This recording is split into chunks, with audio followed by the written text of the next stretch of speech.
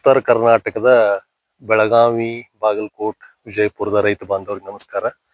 ಈಗ ನಾವು ನಿಂತದ್ದು ಕೃಷ್ಣಾ ನದಿ ದಂಡಿ, ನಮ್ಮ ಸಿರ್ಬೂರ್ ಗ್ರಾಮದಾಗ ಕೃಷ್ಣಾ ನದಿ ದಂಡಿಗೆ ನಿಂತೀವಿ. ಇದು ನಾವು ಹಳ್ಳದ ಗುಂಟ ನೀರು ಬರ್ತದೆ, ಬ್ಯಾಕ್ ವಾಟರ್ ಒತ್ತತ್ತೀವಿ, ಹಂಗೆ ನೀರು ಬರ್ತೈತಿ. ಇದು ಇಲ್ಲೆಲ್ಲ ಇನ್ನೂ 2 ಮೀಟರ್ ನೀರು ಇರ್ಬೇಕಾಗಿತ್ತು ಈ ಜನ ನಿಂತ ಜಾಗದಾಗ. ಈಗ ಹೊಳಿ ಎಷ್ಟು ಲೆವೆಲ್ ಐತಪ್ಪ ಅಂದ್ರ ಆಲ್ಮಟ್ಟಿ ಅಣೆಕಟ್ಟೆ ಒಳಗ 517.35 ಮೀಟರ್ ನೀರ್ ಐತಿ. 123.08 ಕೆಪಾಸಿಟಿ ಒಳಗ 89.27 TMC ಸ್ಟೋರೇಜ್ ಆಗೈತಿ. ಇವತ್ತ ಒಳಹರಿವು ಕೇವಲ 1904 ಐತಿ. ಅಂದ್ರ ಆಲ್ಮೋಸ್ಟ್ ಆಲ್ ಜೀರೋ ಇದ್ದಂಗ, ಒಳಹರಿವುನೇ ಇಲ್ಲ. ಇನ್ನು ನಿಮ್ಗೆ ಹೇಳ್ಬೇಕಂದ್ರ 23/11 TMC ನೀರ್ ಬಂದಾಗ ತುಂಬತೈತಿ. ಆದ್ರೂ ಈಗ ಒಳಹರಿವು ಬಂದಾಗೈತಿ.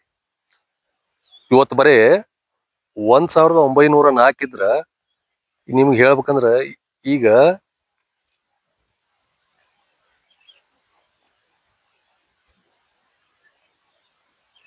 11/7 ಅಂದ್ರೆ ಇಂದಿಗೆ 6 ದಿನದ ಹಿಂದ 5-6 ದಿನದಿಂದ 1,67,436 ಕ್ಯೂಸೆಕ್ಸ್ ಒಳಹರಿವಿತ್ತು. ಅಂತದ್ ಇವತ್ತು 1904 ಮಾತ್ರ ಪೂರಾ ಮ್ಯಾಲೆಲ್ಲ ಮಳಿ ಕಟ್ಟಾಗಿ ಸ್ಟೋರೇಜ್ ನಿಂತು ಬಿಟ್ಟೈತಿ. ಇದು ನಮ್ಮ ಆಲ್ಮಟ್ಟಿ ಅಣೆಕಟ್ಟೆ ಪರಿಸ್ಥಿತಿ. ಇಡೀ ರಾಜ್ಯದಾಗ ಇದ್ದುದ್ರಾಗ ನಮ್ದು ಆಲ್ಮಟ್ಟಿದ ಕಂಡೀಷನ್ ಚಲೋ. ಯಾಕಪ್ಪ ಅಂದ್ರ ನಮ್ದು 73% ತುಂಬೈತಿ. ತುಂಗಭದ್ರದ್ ಬರೀ 24%.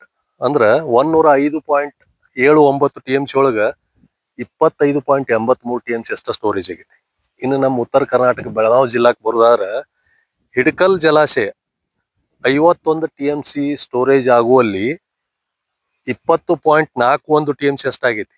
ಅಂದ್ರೆ 40% ಅಷ್ಟ ಸ್ಟೋರೇಜ್ ಐತಿ. ಒಳಹರಿವು ಎಟ್ಟೈತಿ 2,226 ಕ್ಯೂಸೆಕ್ಸ್ ಐತಿ. ಹೊರಹರಿವು 132. ಇದು ಇವತ್ತಿಂದು. ಆಮೇಲೆ ಮಲಪ್ರಭಾ ನವಿಲ್ ತೀರ್ಥದ್ದು 37.73 TMC ಸ್ಟೋರೇಜ್ ಇರ್ಬೇಕಾದಲ್ಲಿ 12.53 TMC ಸ್ಟೋರೇಜ್ ಐತಿ.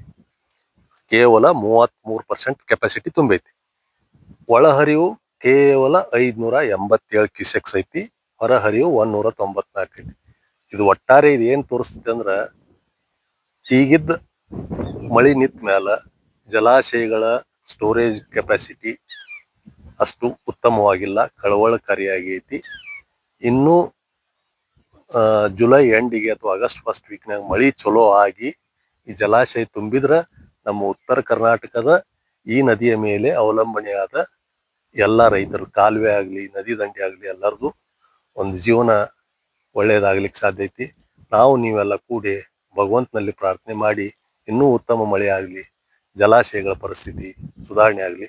ನಾ ಇವನ್ನೆಲ್ಲ ಎಂದೆಂದು ಎಷ್ಟೆಷ್ಟು ಬಂದೈತಿ ನೀರು ಅನ್ನೋದು ನಾನು ನಿಮ್ಗೆ ಡಿಟೇಲ್ ಮ್ಯಾಲ ಇದನ್ನ ಡಿಸ್ಕ್ರಿಪ್ಷನ್ ಹಾಕಿರ್ತೀನಿ, ನೋಡ್ಬೋದು. ನಮಸ್ಕಾರ.